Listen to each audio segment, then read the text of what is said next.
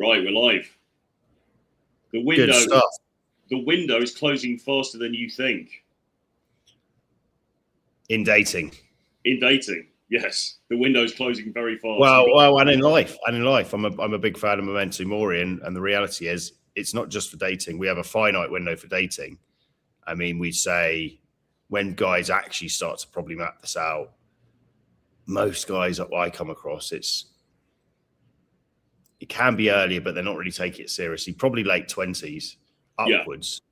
So you've got a window, really, let's say, of 30 years to really make it happen. You can obviously do stuff past that, but to really build your value and max everything out, you've got 30 years, which actually, if you're 28, seems like a relatively long time. But I mean, I'm older than 28. You've got a few years on me. Obviously, time is a weird one where it passes inordinately fast, doesn't it? Faster than every week that passes. But also on a grander level, if you look at it in universal terms, zoom out a bit more, our lifespan is actually not that long, although it seems like life often stretches. It doesn't. And then if you look at it really in universal terms of, billions of years the universe has been around, it's just a blip in the ocean, your entire lifespan. So yeah, time is of the essence with this stuff. What can one say? Even now, to be honest, like I'm walking around the streets and I'm in Brazil. I'm in São Paulo. I'm off to Rio. Even now, I kind of walk around, and the first carnival I came to was maybe 7 years ago, and they had a pre-carnival this weekend in São Paulo. And I walk around, I go, ooh, okay. There's some hot girls, but they're quite young, and not underage, but just young. And I'm thinking, fucking hell. Even the time I've started coming to carnival, which has been 7 years, this may be my last one. I do. It's gone in the blink of an eye. It really has. So obviously we're going to dive into this as usual with some key points, but I think the idea of just realizing we have a finite amount of energy and reps and everything in life is super important with dating, and super important to clarify your goals overall, especially with dating, because it's one of the most important things you're going to do. Who you're going to spend your time with in a sexual manner, and give your most precious assets to, your finite resources, your energy, your time, and your attention, and then who potentially you create something more stable with. These are very, very important things you need to consciously take control of, and not just wing it, hope for the best, as most people do, the clueless kind of blunder forward and hope for the best routine. So, yeah, that's kind of my 2 cents on that. Yeah, no, absolutely. Agree with all of that. And actually, some of the points we'll get into some of this stuff a little bit more. So the first point, number one, the dating market is age sensitive, whether you like it or not. Men assume desirability rises infinitely with age, because there is this whole thing, men age like fine wine, women age like milk, that perception. So that's created this thing where a lot of guys will listen to that and then they'll go, oh, right, okay, so it's all good, it's all good, I've got forever. In reality, it rises with status and competence, not simply years lived. If those things are built in parallel, age works against you, not for you. So I think the point with that is the caveat of yes, you can get better as you age. Up to us, there probably is a top line for that. I was maybe mid-50s or something, but it doesn't mean you definitely will.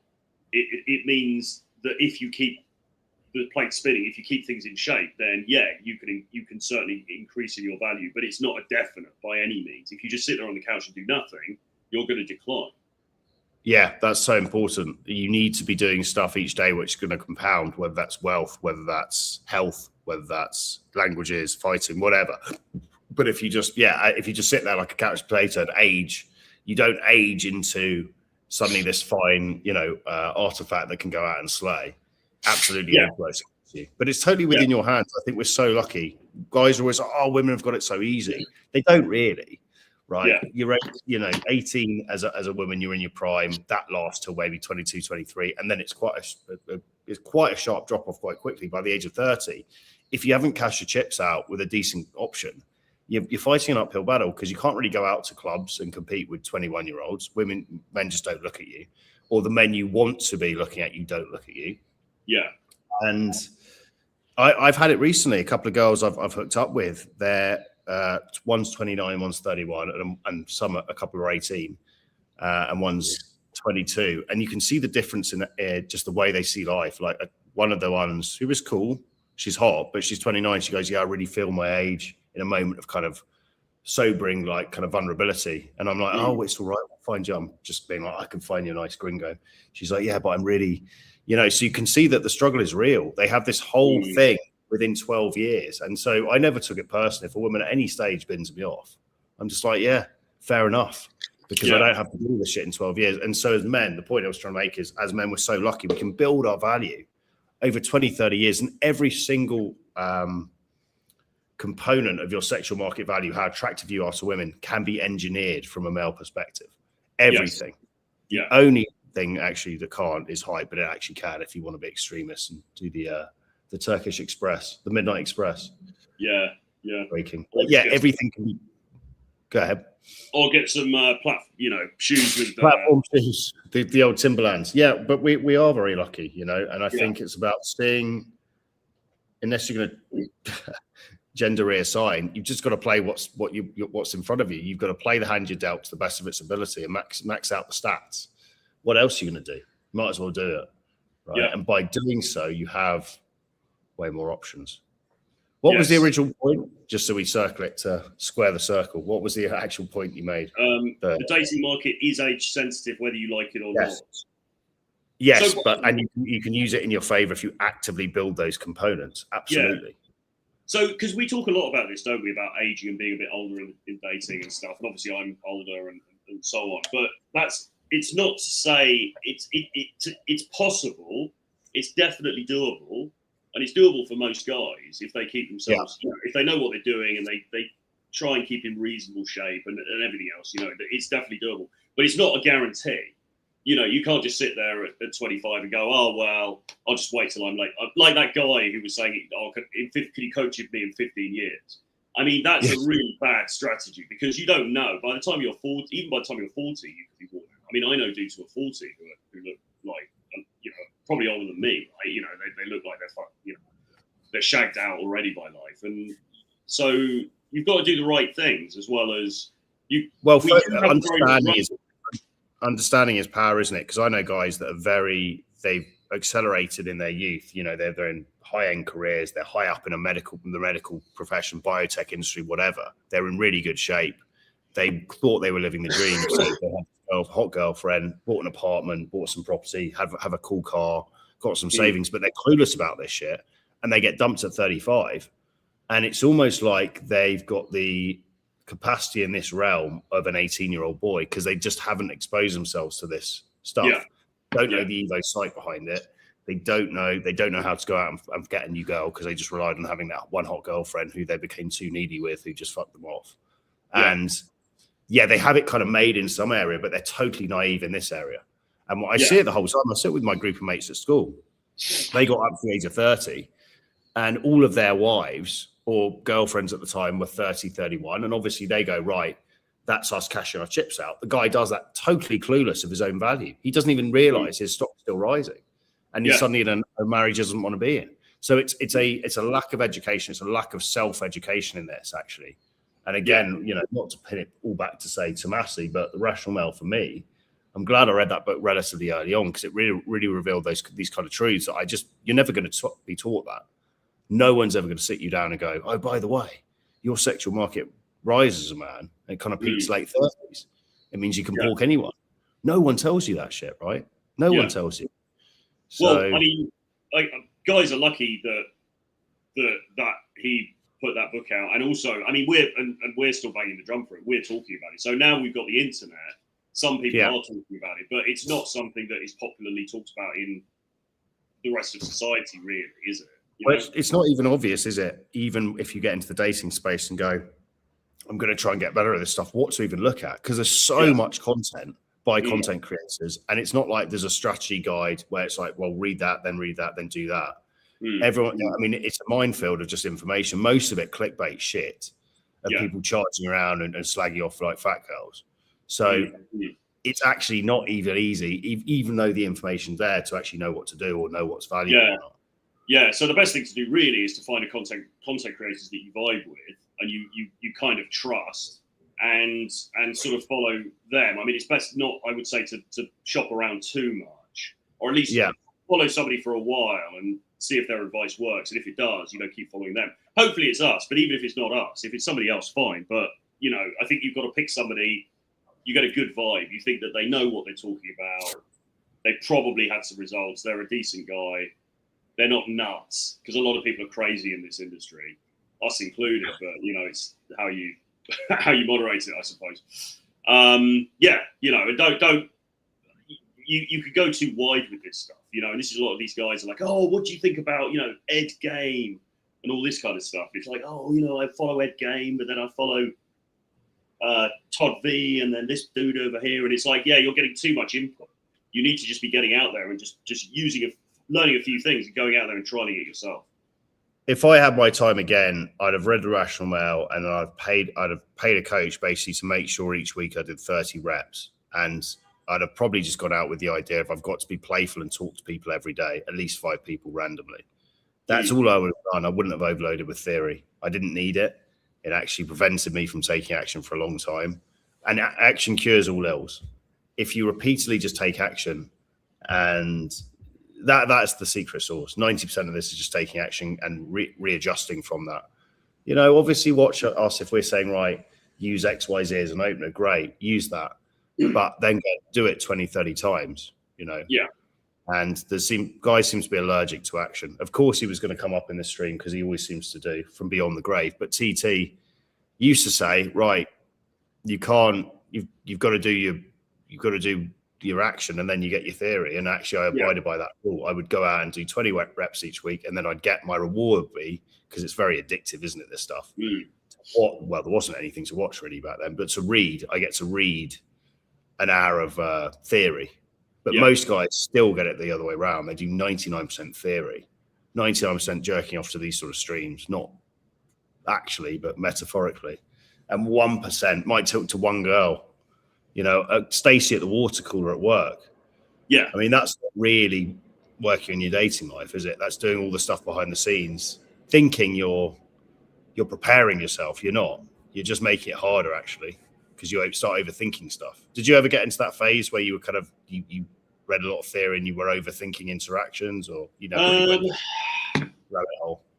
I don't know if I did, and I don't want to say that in a way that I'm like bigging myself up. I mean, I certainly did read a lot of theory. I certainly did go down a rabbit hole. But you were taking action at the same time. But I was taking action, but that was just because I just wanted to. Well, you're a horny. You did it. You did it. What age did you really get started with this stuff? Kind of mid-20s. 27. Okay, so similar age to me. But I did. No, but before that, I was going. Well, it's probably not unsimilar to you, really, because I was going out and approaching before in clubs and stuff. But it was just completely untutored, and a lot of it was drink fueled. And then we had a similar progression with it then, because I was the same. I was charging around absolutely leathered, horny, wanting to get laid, but it was so hit and miss because I had no. Yeah. And some days I'd just go out and just be really introverted, so I wouldn't even speak to people. You do that thing of swinging your pint in the corner.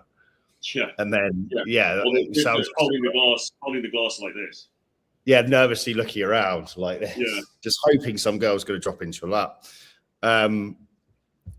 I mean, yeah, but you were very clear in the early days, really. You just wanted to get laid, didn't you? So you're driven by this innate desire just to get fucking laid, which really trumps everything. Because as a good looking loser says, when your desire to get laid outweighs your desire, for validation, you just don't give a shit, right? You can get rejected all day long because you can get rejected by 30 women. You go home with girl number 31, you're happy. Yeah, for sure. I mean, I was driven by a massive, maybe you could say sex addiction really at the time. I mean, obviously it's worn off now, but I mean, at the time I was just driven by this unquenchable need to go and meet girls. So it wasn't even a question of sort of, I'm going to just read so much theory that I'm not going to spend any time doing it because I just wanted the result. And I think in a way it's that sort of drive. And again, I don't want to big myself up here because, it's just, that's how I happen to be wired at that time. But I think that sort of drive is what a lot of these guys are missing, guys that we work with, because they don't really have that drive. So they're starting off from a sort of a basis of theoretically this would be nice. Theoretically, it'd be kind of nice to, to meet a few girls, but they're not really driven by that. And so how do you Right. then make them do it? Well, it's very hard. And this is why, we'll work with guys and we end up having weekly conversations where we're saying, right, have you done your approaches? And they're like, well, the dog ate my homework. It's like, it shouldn't be like that. It should be the other way around. They should be doing so many approaches and then messaging us on WhatsApp going, oh, I've done another one and this happened and this crazy thing happened. And, it's very rarely like that. So that lack of drive, and that's why a couple of years back, we started to talk more about hormone replacement and testosterone and stuff, because we wondered if it was, how much it was tied to that. Well, guys, I think largely it is tied to that, and it's interesting. We see a number of guys. We get them to get the hormones tested. The free testosterone is the golden reading you want to look at. We see that's actually low. There's nowhere to hide. And then what shocks me even more is guys see that and they still don't do anything about it. And I'm not saying you have to get on synthetic testosterone. It seems to be very polarizing. I'm not sure why, but it seems to be. You can to a degree. There's a load of the companies. Chris Williamson always talks about it on Modern Wisdom. Marek Health, they have protocols using boron and zinc and things where you can address naturally your levels. So it's not just you have to jump to synthetic testosterone, but you need to do something about it, because the low T manifests as poor sleep, anxiety, depressive tendencies, lack of energy, overthinking. It's the masculine hormone, right? So if you're deficient in it, you're going to not necessarily grow tits, but you're going to showcase more of the kind of quote unquote feminine traits, sensitivity, overly emotional, overthinking, things like this. And it's within your control to look at. So I'd really recommend anyone over the age of 30, draw your bloods. The key measures you want to look at, send us an email, info@james.com, Troy at Real Troy Fox, list of the bloods to get. But you want to definitely look at your total testosterone and free testosterone. That's the golden one. And a very, very high proportion of guys we've worked with who are over the age of 30, when we get them to get their bloods, are low T. And it is something that's very, very necessary to look at. Yeah, because really, certainly when you're a young guy, you should really be driven by this stuff, shouldn't you? Even up to really late 30s, I'd say. If you're training hard, you're actually going to the gym, you're not a fat fuck, you're eating reasonably well, and you're not completely pounding yourself with partying, right? Substances and booze. You should naturally want to get laid, right? It's inbuilt into us because the need to reproduce is very real. Your body doesn't know you're not actually reproducing. But if your desire there isn't there with women, there's something off. Definitely up to mid-30s. Definitely up to mid-30s. Did we do this one? I've lost where we've got. No, we're waffling. We're doing the old mind waffle mensch, the wheat waffles. Did we do this one? Just on point one. Oh, well, right, okay, all right. Because we sort of get into this now. So number 2, energy decline is real and it shows. So approaching, flirting, socializing, leading interactions all require nervous system energy. Men in their late 30s, 40s who've neglected health, often begin to feel socially fatigued before they've even begun. Women read vitality instantly. So that's important, isn't it? Because if you're showing up and you're physically tired and you're not enlivened by this process and you just rock up and you're like, oh, hi, hey, babe, yeah, are you French? It's not going to come across very well, is it? And as you get older, if you've neglected this stuff, and also if you've neglected your physical health and all the rest of it, then that lack of sort of drive, it's not only important to have the drive in order to do it in the first place, it's also she can feel the drive with the way that you come across. And if that drive is lacking, it's a bit like, it's a bit meh, isn't it? What was the point it made? Your energy needs to be on point, or it's about being in state. What was the? No, the energy decline is real and it shows. So it's saying that doing all that stuff requires nervous system energy. Yeah, I think this is another reason to really look at optimizing your hormones. It's just a no-brainer. I don't get why guys wouldn't at least want to know what's going on internally, seeing as we are just balls of fucking millions of neurons firing and cells stitched together. And it's a very easy blood test to do. And the bloods don't lie. It's just clear data. And then you can do what you want with it. We have one client like this, and I think it's changed slightly now because he's done some quite hardcore kind of overhaul, but always turning up tired. And it's like the girl is just not buying into it. If you're not even buying into your own energy, if you're kind of there kind of a bit slumped over. The girl's not having any of it. You know, you've got to be excited by life. You've got to be enlivened by life. Yeah, completely. So and that get the bloods checked, and if you need the list of bloods to get, send us an email. I'll send it. But it's also, you should absolutely do that. But it's also an argument to get on top of this stuff early, because the more you want to use your more youthful years as your, not only to have some amazing experiences, but also to get the experience under your, the experience of doing the process under your belt. Because if you were going to start it now, so obviously you're not that old, and you've got a young energy, you look young. You know, age really is actually just a number in a lot of cases. But if you were trying to do this now, how able would you be to go through the whole process you went through? It's an interesting question, because like right now I'm not actually feeling very well anyway, so I've been sort of like zero. But it depends, because I think for me personally, like, the urgency's gone out of it a bit, but that's also probably because I've had a lot of years of doing it, and also a lot of experiences with it. Whereas if you're somebody, because we know other guys, you know, one of the coaches we work with who's in his 50s, later 50s, and he was like a rat up a drain pipe, wasn't he? He still is, really, isn't he? He's reliving his lost youth, because he was married for a long time and had 4 kids. Yeah. So you only really get that stuff at like 40. So it's a different thing. So I think it's possible. It doesn't mean you get to late 40s or whatever, and you're tired and you can't do it. That's not true. There are definitely people who can do it. But I do think people like David, he's a bit of an outlier, probably, isn't he? He's not the average kind of dude. And also, to be fair to him, he had spent a lot of time out and about in clubs and stuff, even in his younger days. So it wasn't that he was coming to it totally cold, you know? Whereas if you're a guy who's been, I don't know, just working on spreadsheets for 30 years, and then you're like, oh, hey guys, you know, it's going to be harder for you to... Because whereas if you spent a lot of your 30s and 40s doing this stuff and being social, practicing this stuff, then you get into, say, your late 40s or your 50s, you might not quite have the same drive, but you now know what to do. You can now pull the rabbit out of the hat effectively enough that you can ride with it. Whereas if you haven't done that and you're new to this, I think it's going to be very difficult for you. Good points. I think the attitude you have to life is also important as well. When you realize actually a good default state to live in is kind of self-amused, calm, relaxed, nothing's a big deal, playful, and you bed that down as a social, emotional home. So an emotional home that you come back to when you're socializing, and you realize that gets you results. The earlier you do that, the better, right? Because that's an energy you can carry with you, even if you don't have as much energy mid-50s as you would do early 20s.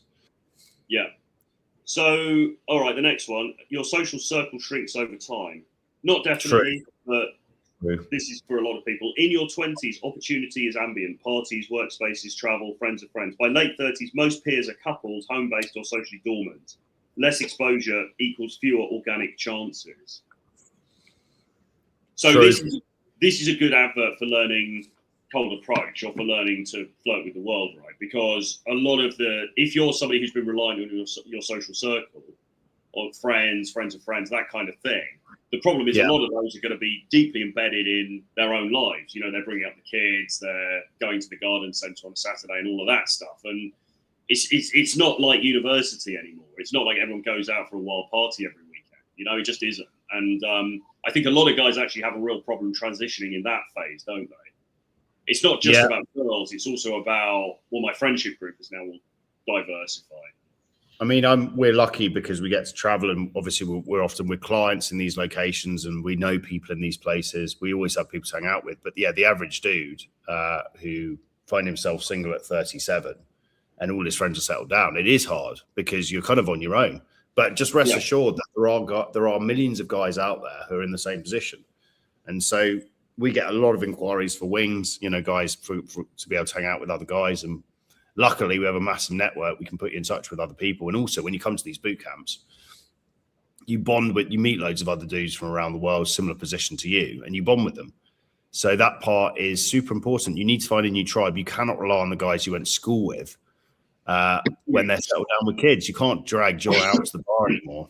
be at one in Richmond, still try and wingman you when he's got 2 screaming babies at home. It doesn't work. Yeah. So, yeah. What's the key point there? The social early, you're basically lonely when you get older. Well, I mean, again, it doesn't. It's not a foregone conclusion. I mean, No. I'm not. I know, obviously know you. I know people through this industry, and I know a lot of other people, in London as well. So I'm not really. I personally don't have a huge problem with this, but it is a problem for a lot of guys. It is a problem for a lot of regular guys because we're lucky though, because of the industry we work in, we meet a lot of people and we get to around with people, don't we? Yeah, but guys who are, because we got coach guys who will come to us and their main problem is, I want to get better with women. I don't have a girlfriend. I want to meet you women. I want options and stuff. But underlying that is often the case. They don't actually have many friends either. They don't have any friends. Most of these guys have no real male friends. And it's like, that's a real problem, right? You need to operate with some people around. You need to be able to, there was one coach we used to work with, good guy, but, kind of whatever. But his error was he didn't really have any male friends. And then in COVID, he had only been seeing women for like 2 years. And he turned up to meet a few of us in Mexico. And he was just acting weird because he hadn't been around a group of guys for 2 years. Yeah. And you've got to have a strong group of guys you can call up when the shit hits the fan. You've got to have a few guys that you can call up, you can chat to.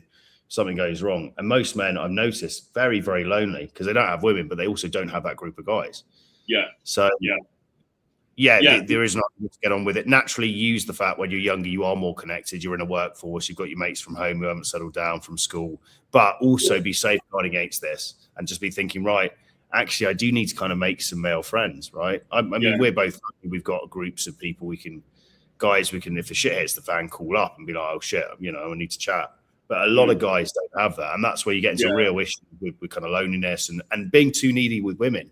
You start needing the girl you're dating to be everything for you, be the rock you can fall back on, and also be your kind of your feminine outlet. And it's just putting way too much pressure on her. You need her to kind of save you. It's like, no. We were having a conversation with a guy that we're working with, and we were saying he wanted to confide everything in this girl that he's currently seeing. And we were saying, well, no, because actually you've already confided it in us. And that's, we're playing the sort of surrogate. I mean, we are friends with him as well, but we're playing sort of surrogate friend, aren't we, to him? Yeah. And, because we're working with him, which is fine.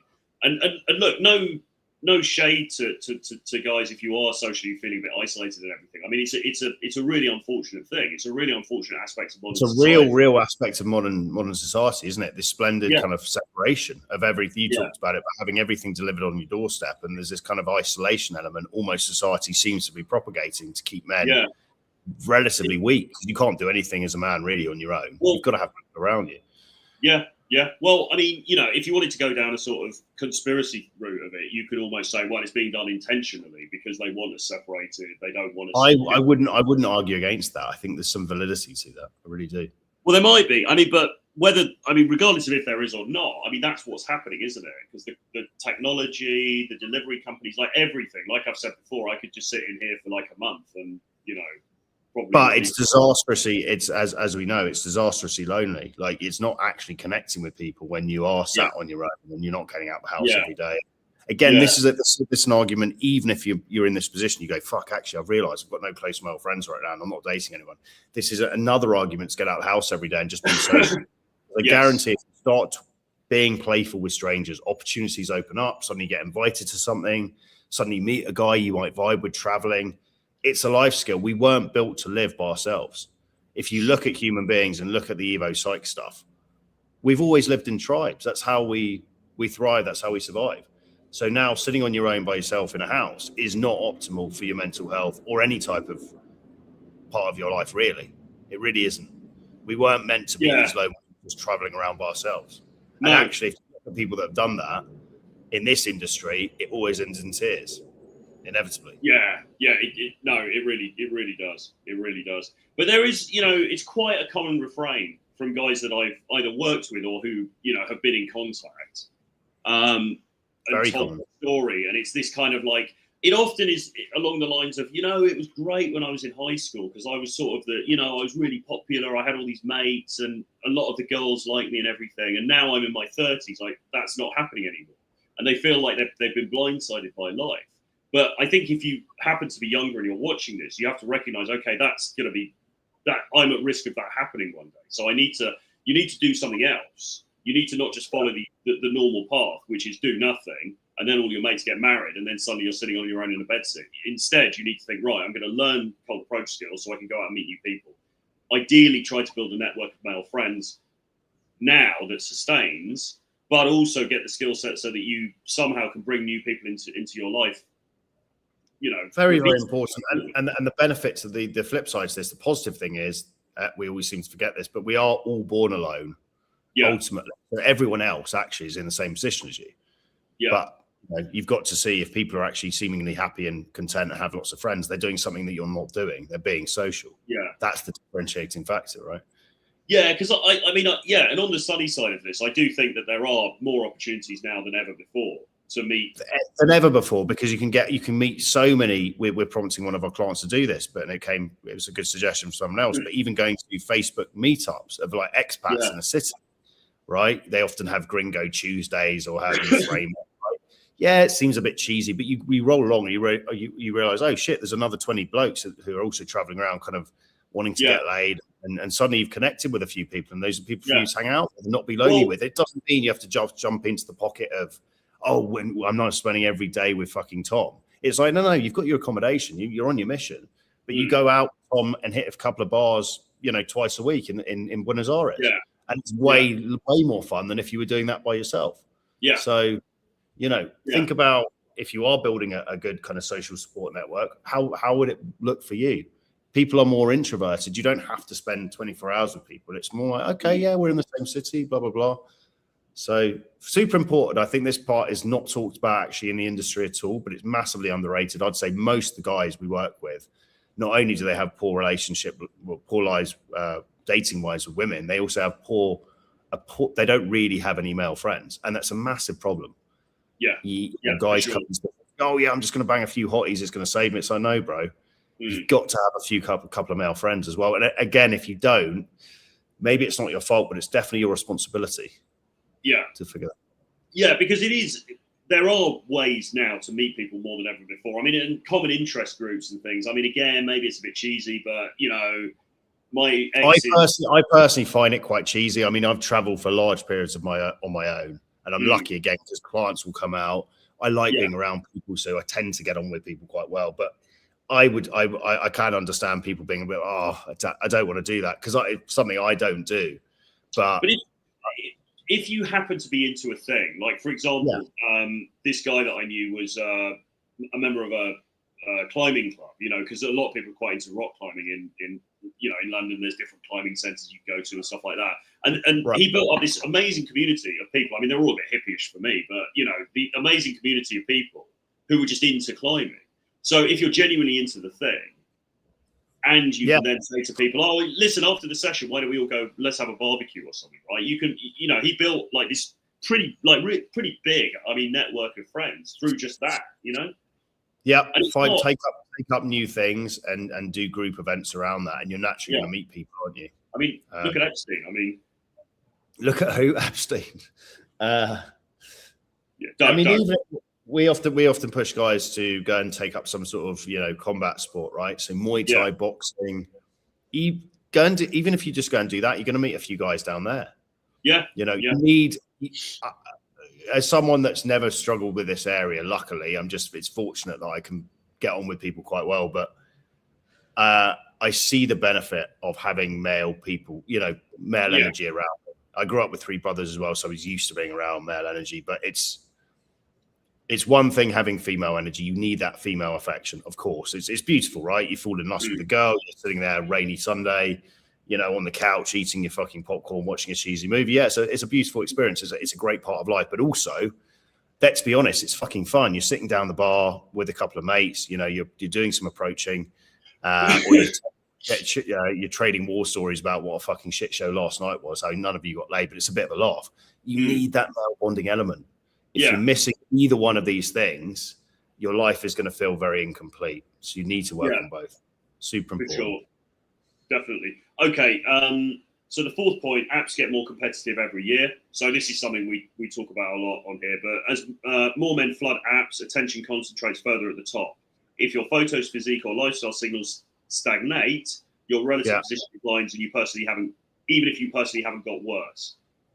It's inflation, but sexual. So yeah, the apps, we talk about this all the time, but super competitive. They're only getting more competitive. Well, actually, maybe they're not because people are leaving. Probably the women who are Well, leaving. I think the app that is relevant we can talk about that isn't strictly a dating app, but it's considered the world's biggest dating app is Instagram.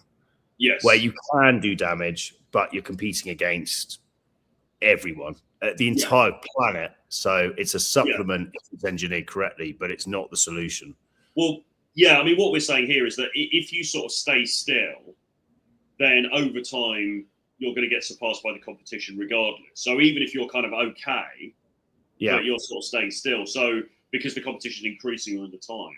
So again, I mean, really, get your social media sorted out. And we work with a guy. We can figure out, we can do photo shoots for you. We can do model parties for you. We can get you in glamorous locations. So reach out if that's of interest. We can definitely figure that out for you. But aside from that, this is another argument for meeting people in the real world. Because again, like we were saying yesterday, you can't get outdone by the algorithm in real life, but you can on Instagram.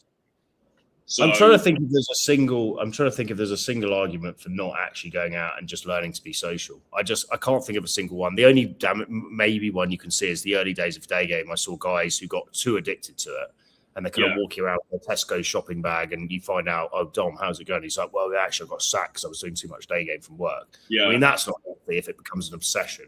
And actually, we both drifted in and out of obsession with it, haven't we? At times. Yeah, definitely. I mean, there was definitely a time when I was obsessed with it to the point that I was sort of, sometimes I might be with, like somebody I work with, or like, I mean, not necessarily a boss, but you know what I mean? And then I'd be like, oh, hang on a minute, and just run off and go and talk to some girl and stuff. And I mean, looking back on it now, you think actually, there is a time and a place. I mean, I know we're sort of like be always on and all that stuff, but it starts to get a little bit weirdly antisocial if you're with regular people and they're not in that mindset. Because I remember a friend of mine actually came down. He lived in Manchester. He came down to see me in London, and we were going around London and on the tube and stuff. And then I was like, oh, hang on a minute, and go off and talk to this girl for 15 minutes. He'd be like, what are you doing? Like, I came down to hang out with you, and so it does get a bit antisocial if you're not careful. It almost becomes, and because when you start to get good at it almost becomes this party trick, doesn't it? If you're not saying, oh, let me show my mates because I'm now a bit of a player, but you kind of you're like, it doesn't not impress people in a way if you actually go get them. I remember being like, it was getting too far, and I remember meeting up with my mum. Went for Cote to Cote, the French restaurant in Bond Street, and I was like, it was in this phase of me doing too much approaching. I was like, obviously, I'm not going to approach. And the irony is, some cute girl walked past. I was in a suit, and she looked at me, and my mum saw. And I was like, I'm internally, I'm not going to approach. My mum actually looked at me and went, what about her? Used my life against me. And I was like, oh, no. And I was like, no, Mum, I'm not going to approach. Because she obviously didn't know the depth of my approach obsession. I was like, no, it's ridiculous. Yeah. She obviously thought I was a bit of a puss because she didn't know I was approaching. She was like, really? And I was like, oh, for fuck's sake, what's happened here? You're even on some primal level. We're even being judged by our mothers.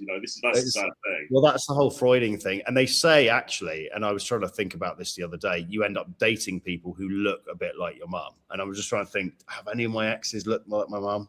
Maybe a little bit. One of them.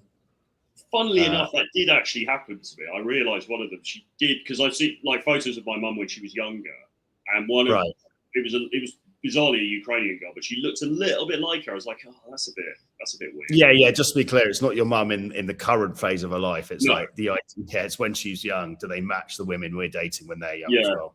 There's some elements to it, but I mean, then again, not spectacularly similar. Or maybe it's to do with personality, actually. They say you'll date people similar personality. Well, I can't remember what Freud said. He was a weirdo, let's be honest. Yeah, exactly. So get off the apps, or at least don't rely on the apps as your main your main. But optimize it. Like, it's stupid if you think, okay, I can just get away with having no Instagram, because I know good looking guys and, you know, former coaches of ours who are sworn off it because they don't want that kind of worms. It's like, well, fine, but it will work against you. It's a bit like it's a bit like fashion. You can have a really stylish wardrobe sourced out for you in a day, and if you don't do that, it's probably going to work against you. You know, same with Instagram. You can sort it out. It just sits there. It's got 5 photos on the profile. It looks good. You occasionally update it with stories. You've got a decent number of followers. Done. Right? Yeah. It's not going to work against you. But if you just don't have it, it probably will. If you want to upgrade your Instagram, drop us an email, troy@realtroyfrancis.com or info@jonestuss.com, because we do work with this guy Felipe who can really help with that whole process and make your Instagram not just upgrade it, make it like, you know, top tier. And also kind of run modelling events. So something we're doing in Sao Paulo late end of March is a couple of clients coming over. Felipe's there, and he's going to set up a shoot in a cocktail bar where there's going to be, like, say 10 girls, me, Felipe, a couple of clients, and it's just an easy way to meet people. Right? We're there. We're just being social, and it's access. And so that's something cool you can do with Instagram as a supplement to cold approach. But still, if you think about it. And we had this exact thing. We did this exact thing with Felipe, but the client we took along at the time wasn't feeling very social, and he hadn't been that social the few months before. So it was a bit of a car crash because he sat in the corner a little bit kind of refrained and awkward. So it just goes to show you still need the cold approach skills. You still need to be bantering, flirting the world, because if you're in this Instagram scenario with hot models, if you start acting weird, you're going to get found out as well.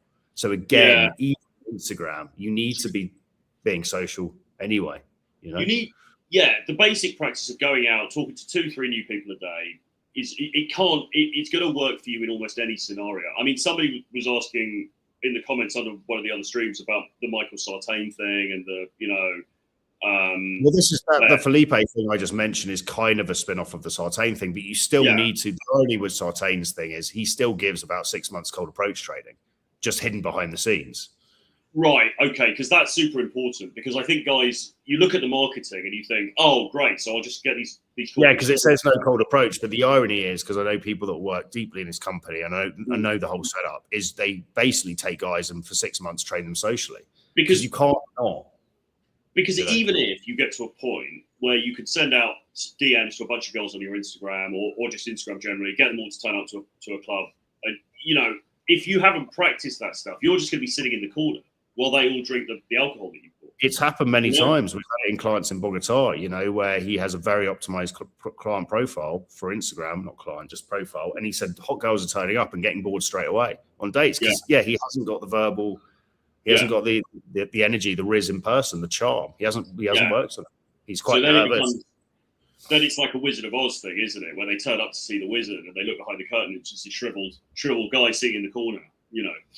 For me, it was about feeling. So I remember just being like, I got into cold approach and I got cheated on by this girl who slept with a rival of mine, and that drove me the negative vibe. But I was just like, right, I don't want to feel that helpless again. And part of the reason I was also horny like Troy, so I wanted to get laid, but I just didn't want to feel helpless anymore. I didn't want to be in a position with women where I was kind of second guessing myself, closed up, feeling nervous, and I was just like, I know I've got to just work on this shit, because it's just a very insecure place to be as a guy. Second guessing yourself when a bunch of women are around. And I get it. A lot of men have this, but it can be worked on. And I promise it gets easier with exposure. Yeah, definitely. Okay, so the next one, this kind of dovetails a bit. 5, delayed skill acquisition compounds difficulty. So the more that you leave it, the more that you don't learn the skill set, it's going to get harder. Men who avoid dating in their 20s, 30s don't just lose time, they lose practice reps. By the time they engage seriously, they're competing against men with decades of social calibration. It's like entering a fight mid-round. So that's true as well, isn't it? If you've just left this stuff and you haven't really concentrated on it, you haven't got any practice under your belt, you're coming into the market fresh. There's people who are just who've got decades of practice with this stuff that you're competing directly against. You know? Yeah. I mean, we even say to guys, look, it's a bit harder because the drive really isn't there if they're not cheating on their missus, but even guys in relationships, we say, look, you should really go out and be social every day, just if and when, not deliberately going to do cold approach, but any chance you get, practice the skill of being playful, flirting, teasing with hired guns, with person serving you coffee, girl letting you into the gym, because if you come out of a relationship, you don't just want to be caught cold. Women can automatically, if she's relatively good looking, go and get 100 guys who are willing to sleep with her, right? Just by putting herself online. You, if you've atrophied the skill set by not speaking to any other women for 5 years, when you've been with Sheila, you're starting from scratch. You don't need to do that. You need to safeguard yourself. And the irony is, the more you keep yourself match fit, the less chance your relationship has of breaking up anyway. Because women want to be with a guy that can get other women. Yeah, and they'll sense the decline in you, and they'll sense the fact that you don't really have options, and that's it was mental when I was dating my ex. Even with the periods I wasn't cheating on her religiously, she would say if I'd spoken to a few girls that day, because I'd been out with clients and whatever, and we've been doing some approach, and I just had this certain this energy to me, and I could just see she was more engaged. Whereas if I'd gone a couple of weeks without speaking to women, it dropped off, right? Even in the relationship. And I was never telling her, I spoke to 3 girls, Sarah. Didn't. It was just something she sensed. Yeah. No, fantastic. The perception that they've got for that stuff. You can't trick the universe, can you? I mean, women are, as much as we think we're all smart as men and we can kind of trick women, you can't. Women are just incredibly attuned to what you present, your energy, your vibe, whether you get laid, whether you can hold tension in the eye contact, whether you can crack jokes, whether you can be at ease in yourself. You can't fake this stuff. They have a dog scent because they don't want dud sperm. So you can't trick them. They're going to know. And it's simply, are you dating the women you want to be dating? If you're not, you're getting found out in some aspect, or you're just doing nothing, or a combination of both. Definitely. Right, number 6, physical edge has a shelf life. You can maintain attractiveness longer than ever before, but only with active effort, training, grooming, style, posture, health markers. Neglect accelerates decline, maintenance slows it. Time punishes passivity. So, yeah. Again, use these value adds, the presentation side of it, the black pill side, as we could say, the look side. Yeah, you can absolutely refine it over time. You get in better and better shape, well dressed, blah blah blah, or you just do nothing. It compounds against you. Yeah. So Clavicula's been charged with some felonies, apparently, by the way. What? Hitting people in the head, force feeding them meth? Well, drug possession, I think, was one of them. And unsurprising, if he's just going on live streams talking about the fact he takes meth, and he actually does it, then just walking around with a meth pipe. I mean, presumably you can go into a bar with a fake ID, because the thing is he's 20. That's what he got charged with. Well, there's that, but there's another one which was a sort of more serious one, because I think there was this thing on. Did you see that clip on the internet? He rammed in someone with a car or something. Yeah, I did actually. Anyway, guys, you have to look it up. But anyway, he got charged with some stuff, which is quite funny. But I mean, that he literally ran someone over. Yeah, I mean that's obviously the most serious thing. I saw it on Wheat Waffles. I saw it on Wheat Waffles channel. He was just running someone over casually, but he surely couldn't have gotten a felony for walking into a bar with a fake ID. That seems incredibly hard. Well, I think that's a very minor thing, but the drug possession thing could be a bit. I mean, meth is a serious drug, not to be messed with. Yeah.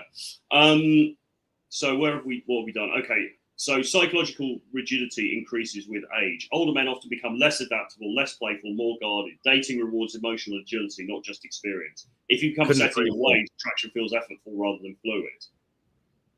So that's a good point, isn't it? It's not. Look, a lot of our clients are older guys, right? A lot of our clients are guys in their 40s, late 40s, going into their 50s, right? It's absolutely fine. You can definitely learn this stuff. Our colleague David learned this stuff in his late 40s, and he's one of the most socially fluid people on the planet, right? But it does get harder. And we do also meet guys who are of that age, and they're just a bit stiff, they're a bit stuck in their ways, they're not really very down with how modern culture works, and it's very hard to break out of that.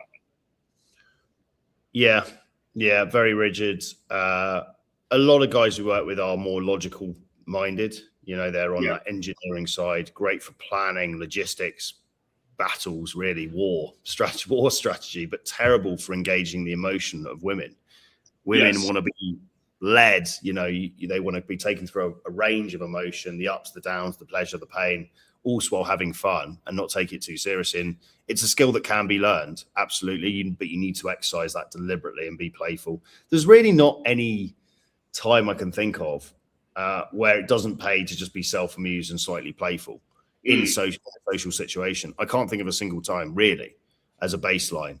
Now, Yeah. obviously, if you're having a serious conversation with a girl about she's fucked up, or you've got a, there's a big life change, or with a male friend about, oh, fuck, we got to handle this. Yeah, you're not joking then.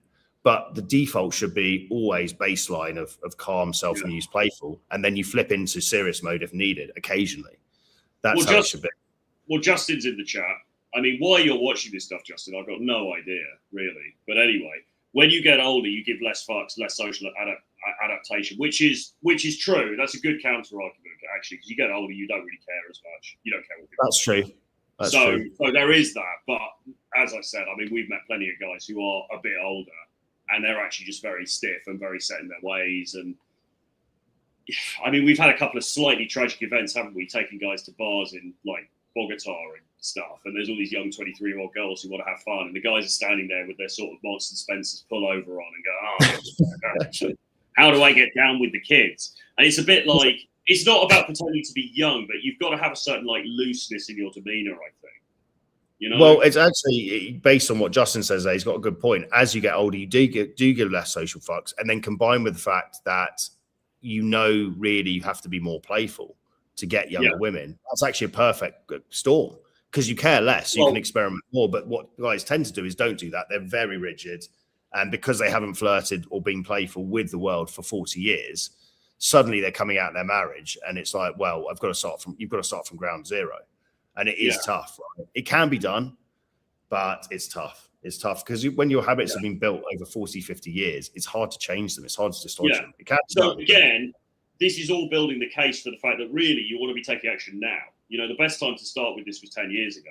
If I had my time again, I wish someone had just been like at 18, like get the fuck out of the house, start talking to women. I wish, I did it at 27, but it would have been, if I'd done it at 18, it would have made my time at university way more prolific with women, which it's an incredible time if you think about it, to make the most of it. You're with horny women who are in their prime, 18, 22. Everyone's just getting drunk and doing nothing.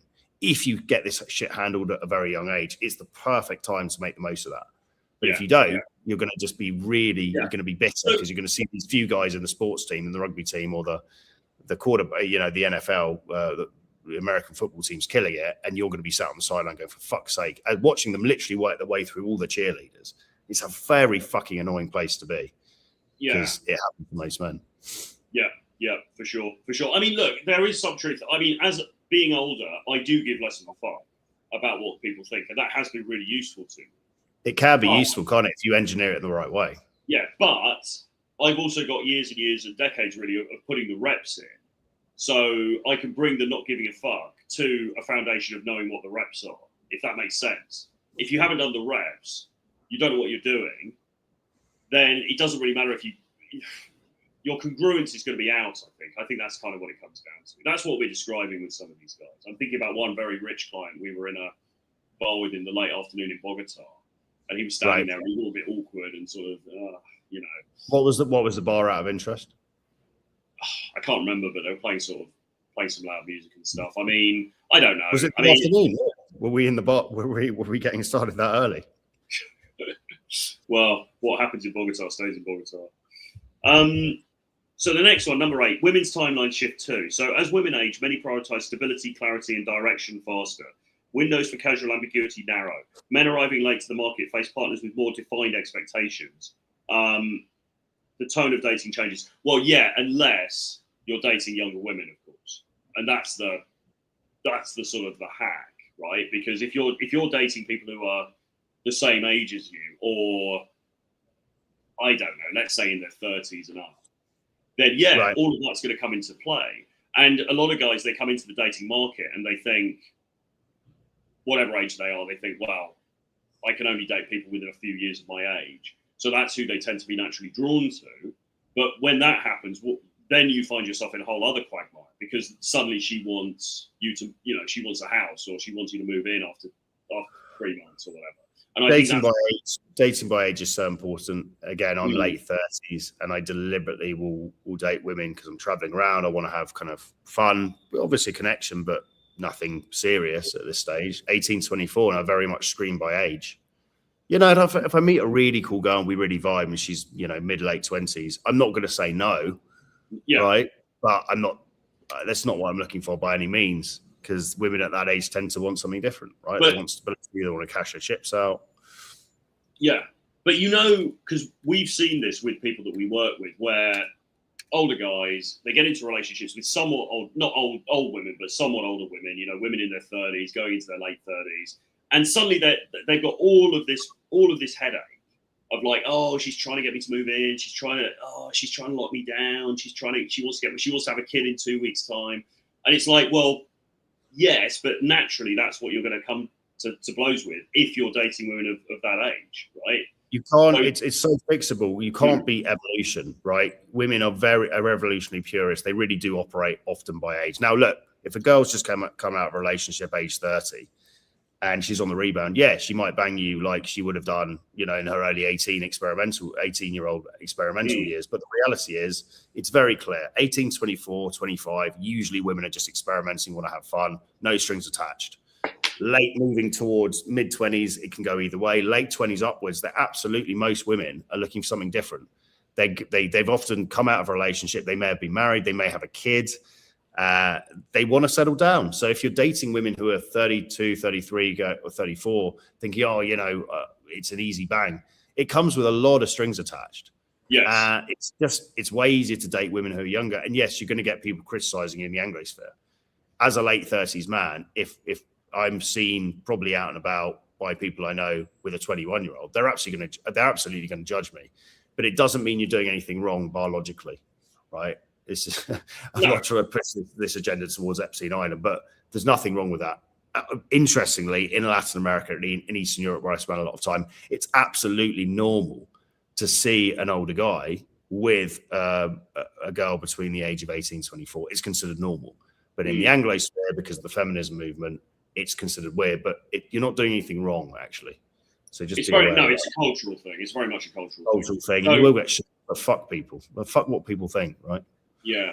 So Sheep Value says, guys, I can't do your upcoming boot camp in South America. Are you guys going to run a boot camp in Europe? Yes, we've got many coming up. Do you guys have a date range on your next boot camp? So yes, we do. We've got a full list. Send us an email, info@james.tuss, Troy at realtroyfrance.com, include your WhatsApp number. Our next European stop will be Warsaw in May. So that's the big one.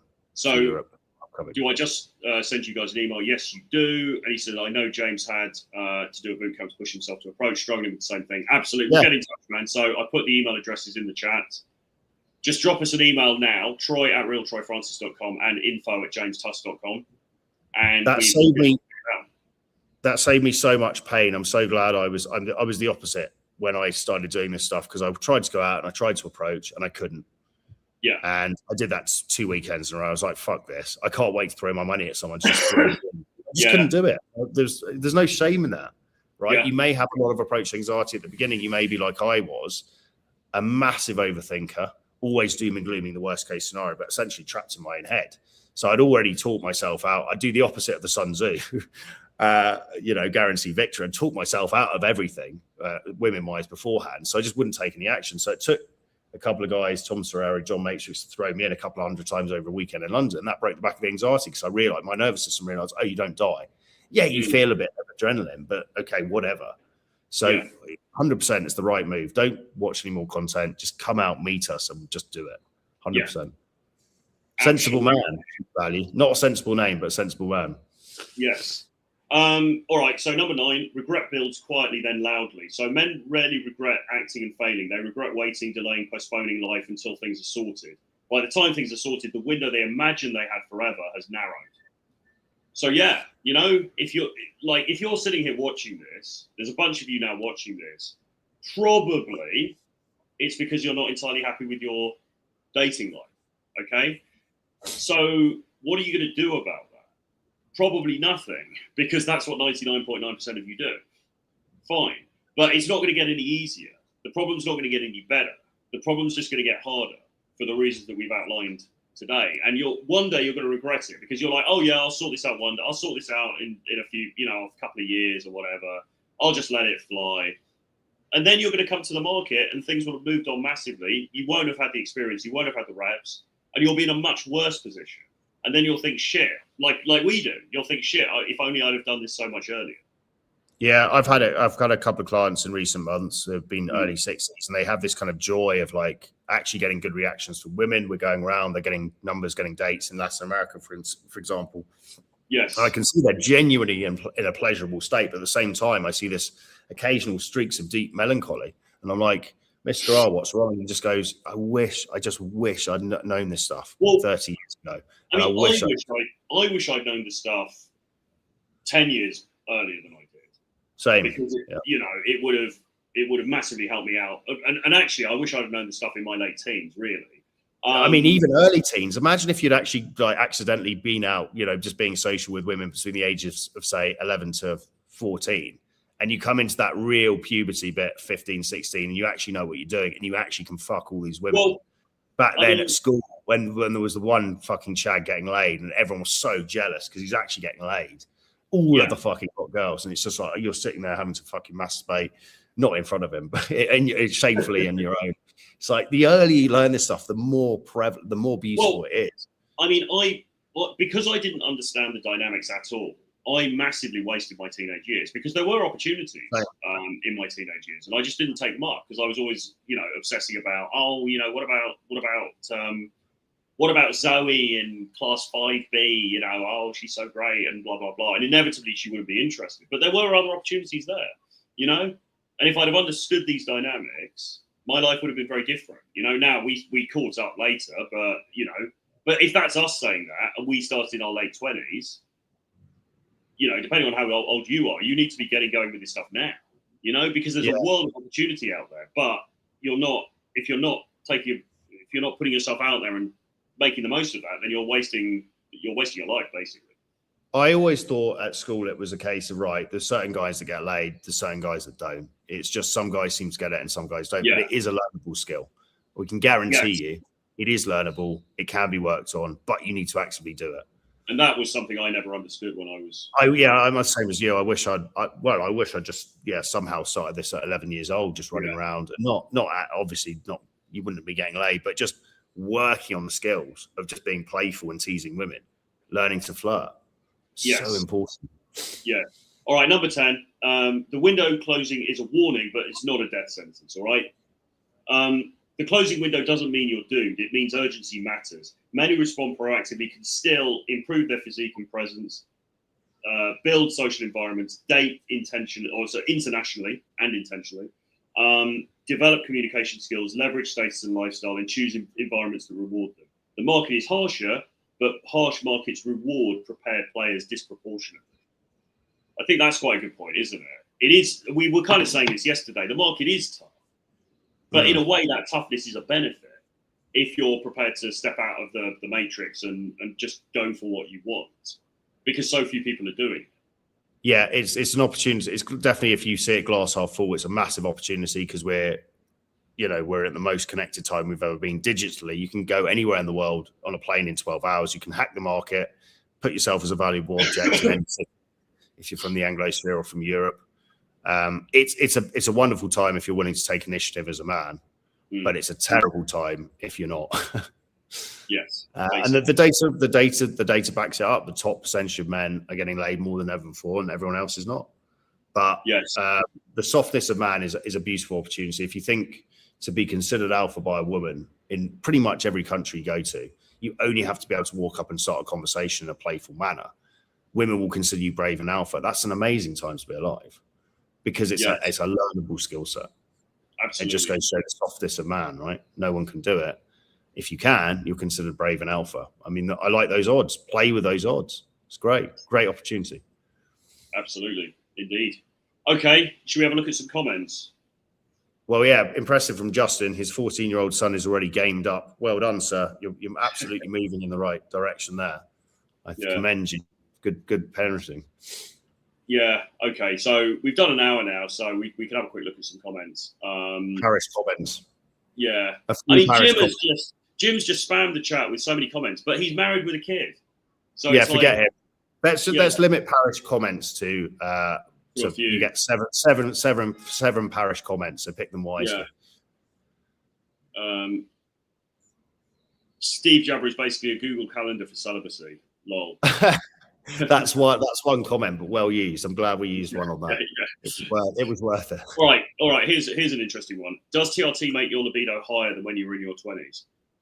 Yes, initially for the first 2 years it does, and then it's weird because it kind of stabilizes and kind of just levels, and you're not as horny as pre-TRT. Weirdly, so yeah, I would sort of co-sign that actually. I don't think it. I suppose when you first start, it does give you a jolt for sure, but it does kind of then level out. Is it ever as quite the same white hot heat as your 20s? I don't know. Maybe no.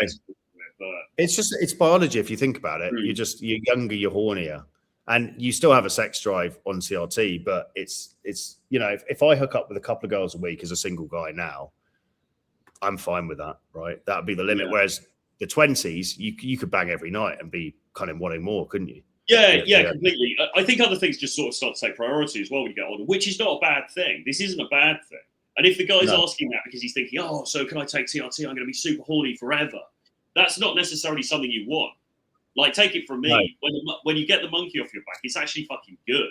You know, it's actually it's a relief. Means you can focus on other things, build your empire elsewhere. So this guy says, where are the top places to cold approach? I found my most successful approaches through grocery stores, believe it or not. For more indirect ways to meet people in general, what do you suggest?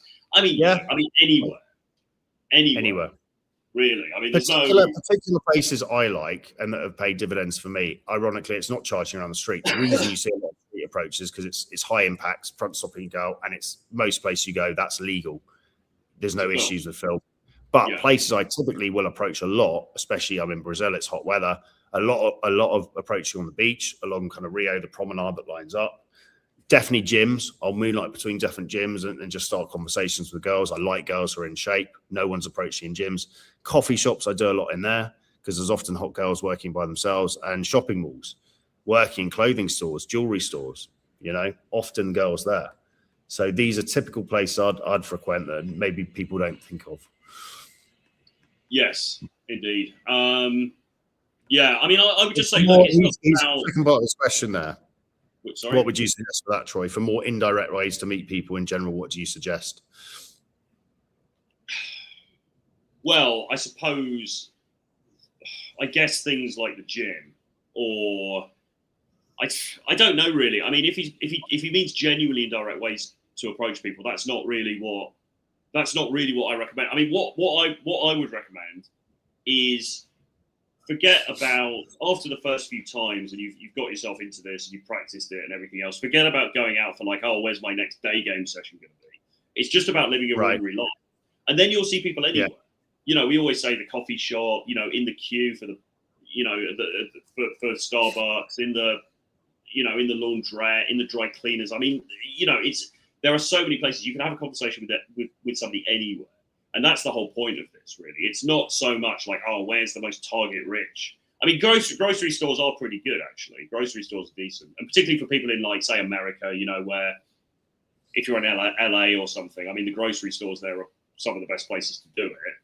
But it's not even thinking outside the box. It's just walking around, being observant, and you see somebody who looks interesting and then seizing that opportunity to go and talk to them. Yeah. I mean, most big metropolitan areas, you're going to find a lot of people.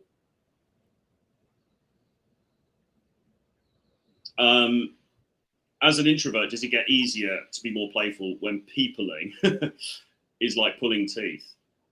I mean, anything is at social skills. It's in the name. Anything that's a skill set over time becomes easier because it's something you confidence is just simply situational confidence, right? So, confidence is situational competence. So you do something enough, it becomes easier. If you crack jokes with people 50 times in a row, that joke is way easy to crack. If you go out self-amused, saying stuff to people, you don't. There's a kind of misinterpretation with guys thinking a lot of guys you work with are more introverted. They like their time alone. That's fine. You have to be on your own to build your empire, right? Do your other things, get on with life.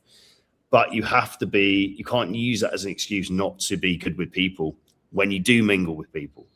You don't have to be approaching groups, but you've got to be comfortable one-on-one with men and women and be able to suggest and be able to just bond with men. And if you can't do that, that needs to be worked on. Yeah, I'm trying to think if I know anybody who is so introverted that they aren't able to. I mean, introversion. A lot of people we work with, they really struggle even to leave the house. I think to do approaching. Honestly, I think a lot of the guys are extremely introverted. Well, maybe maybe I've been a fake introvert all this time then, really. Because even in my most extreme times, I've always liked to. Well, I've always been able to sort of go and have a laugh with people and stuff like that. Now, I do like to then get away. Yeah. I don't want to necessarily be out all night with a bunch of 20 people, but yeah, I don't know. You've got to work your way through it. Yeah, I think, again, if you're struggling, it sounds like Lord Gonzo 6611, that possibly you're struggling with the first part of the process, which is just being more social, working on the social freedom aspect, being able to just speak to people. If that's the case, and it's the case for a lot of guys, including me, I was very, very stifled with the stuff. You've got to get some feedback. You've got to get thrown in, and again, in-person coaching is probably the way. Indeed. Okay. Three comments left. 3 parish notices left. Which? Oh, right. Okay. So on our list, to limit the parish notices. All right. Did you guys experience many moments of wanting to give up in your first 2 years of learning game? No, not at all. And if you've gone out again and you're struggling with this stuff, like you say you are, it's going to be very demoralizing because you're not really doing it and you're thinking about it a lot. That's the perfect recipe to just want to check out. So again, I'd email and come along and meet us. That'd be the thing to do in your position. Yeah. I think that might be more or less it, really. Okay. Peckham is my new go-to place. Seems to be having its moment. Yeah, Peckham.